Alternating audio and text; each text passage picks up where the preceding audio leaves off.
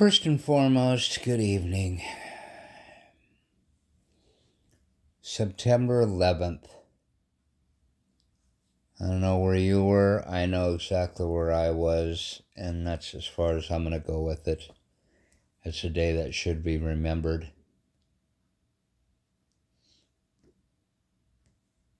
When the towers went down, when America was attacked. I wasn't around when Pearl Harbor got attacked. And I do recall how many times they attempted to take down the towers because they were a symbol. But I also know that we just haven't learned anything in America. The towers is one thing along a line of many different things that have gone on. A shooting that had happened yesterday. Another one of a long line of prominent figures, whether you liked them or not, that have been eliminated, assassinated.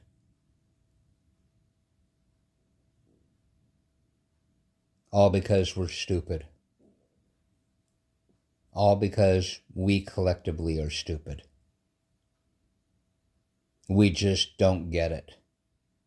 And I seriously mean that. You can't make America great again if you're not willing to meet in the middle and start doing compromises. You just can't. The polar opposites need to be set out in the back like rotten kids and told, no, sorry, you're not coming back into the house until you guys figure your shit out. You're ruining the house. That's basically what needs to be done. Our forefathers used to shut themselves in and hammer these things out. And they came from vastly different ends of the spectrum, just like we are. But they managed to pound things out. They had the balls enough to stick it out. We have people within the ranks that we've elected that don't have the balls. They would much rather spill out this rhetoric and make sound bites and cause a polar effect rather than fix the problems. That fix the problems that a lot of them are also creating, by the way. And they're getting fat, they're getting rich doing it. But that's a whole nother topic.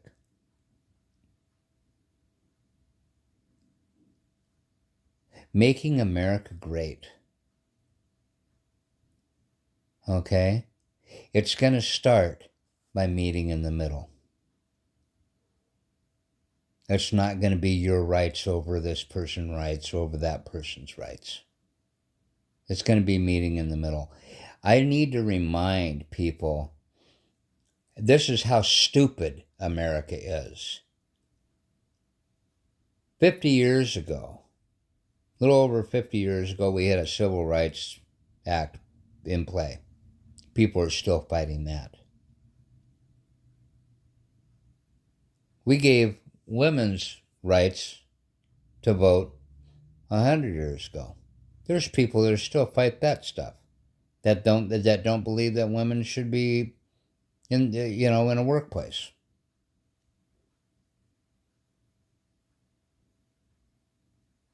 We gave the rights on votes on blacks 150 years ago. And there's people that have issues. And here's the big one. There's people that have an issue with other people.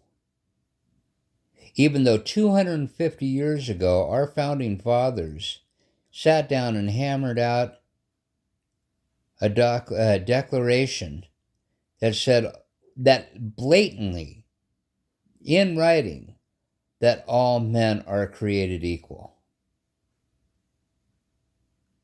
If you have a problem with that statement, if you have a problem with that very statement, you're in the wrong fucking country. Don't even call yourself an American if you've got a problem with that. Anybody who is a Christian knows, yes, man is fallible. But the most Christian, most Jesus-like statement in that whole Declaration of Independence is that line right there, that all men are created equal. We are the village. And in order for that village, in order for our country to stand, we have to compromise. Polarization is not a fucking option. It's not an option. Somehow we've gotten in our heads that my rights are more than your rights. And it all came from the higher-ups. It all came from the people that we put into elected offices. And they're wrong. That's a wrong statement. Point blank. All men are created equal. The shit that concept was mind-blowing when it first came out. Mind you, 250 years ago. It still hasn't sunk in on the American public, all of us, collectively. If anybody has a problem with anybody because of gender, because of sex, because of color, they missed the point of all men are created equal. All humans are created equal in this country. It's something else in some other country, that's fine, that's them. Well, we made a proclamation that we stand together, united we stand. If you've got an issue with that, get the fuck out, would be one way of saying it. But my suggestion is, get with the program. Because obviously, you're the minority. There is a problem here with your thinking. If you can't get that through your head. Because I guarantee you, if you fall in a hole and another human walks by, I don't care what they're wearing, I don't care what color they are, if they go and help you out, are you gonna reach your hand up? Yes. Okay? It takes a village. And as far as what had happened yesterday, timelines-wise, is someone getting shot. That also falls along these lines. If I hear someone say, so this never happens again, I want to just scream at them. It's going to happen again. It will happen again. You know why? Because you're polarizing. You can sit there and say, so it never happens again, in one breath, and then you're going to turn around and point a finger at some group right after that. And I'm sorry, that group is never going to lay claim to that person that actually took the shot. They're deranged. They're whatever. They're never going to lay claim to that. And I'll say this other thing. That person that took that shot is as much to blame as the elected official or the people of a high power that have a microphone that can reach around the world that turn around and preach hate. Those people need to be held accountable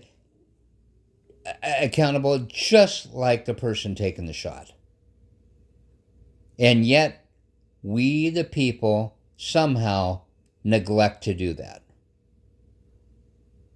based on free speech.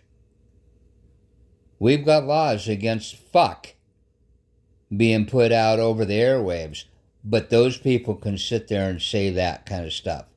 Hateful speech over the airwaves. How outdated is that? Something's got to change, but it's not going to be that my right is more important than your right. It's sitting down and learning to play nice with each other. It's sitting down and bowing down to some things and patting yourself on the back for others. It's called compromise. It's what our forefathers did. And we have to do it. You want to make America great? Learn to fucking compromise. You want to make America great again? You turn around and you quit being polar opposite. You want to make America great? Anybody that's extreme, shut them the fuck down. Shut them the fuck down. You want extreme coming out of the middle? There's my extreme. Say, I'm sorry. You're a rotten, spoiled child. Go out in the back. You have a timeout. And take your extreme brother on the other side out there with you. You guys figure it out. You're not going to destroy this house anymore. That's what needs to be said. That's what needs to be done. Because I guarantee you, other countries are watching this. And those people are just looking at us like, what the hell? And it does make a difference because we are outnumbered 3-1 on a few countries. Our country isn't by any stretch of the imagination the biggest, the best, and whatever out of all the universe or out of all the planet Earth. We are outnumbered. Okay? And we're walking around like we own the place. I'm sorry. No, we own our country. But it's held together by a very fragile concept. One that is so miraculous that it needs to be always attended to. And that is that all men are created equal. We live in a democracy. Anybody that's doing the polar opposite from that, they're the minority. They need to be addressed. That's what I wanted to say. If we're going to learn anything from 9/11, anything from shootings, that's where it all begins. I got nothing but love for you. I really do. And hope that we can pull it together. No more martyrs. We just learn that we are the village. We can't be the village idiots. Okay? That's what hope is for those that don't subscribe to a faith. We all live in the same country. Let's make America great. okay? But we have to all do it together.